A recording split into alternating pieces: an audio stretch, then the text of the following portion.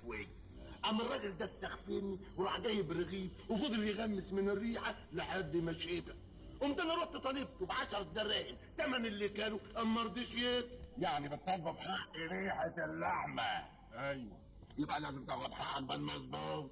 يا مولانا القاضي، انا غمست الرغيف من الريحه، ريحه الدخان. اسكت انت. حاضر. تعالى هنا يا كمان. نعم.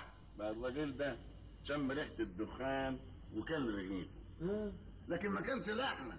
ايوه، لكن بما انه شم ريحه الكباب يبقى كانه كان لحمه. عظيم. البلاطه.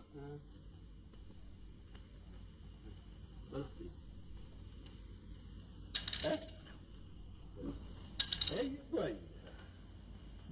سمعت ايه؟ رنة ريال. تبقوا خالصين. خالصين ازاي؟ ده سامع رنة ريال بس. ما راح يغمس بريحة الكباب بس. يلا.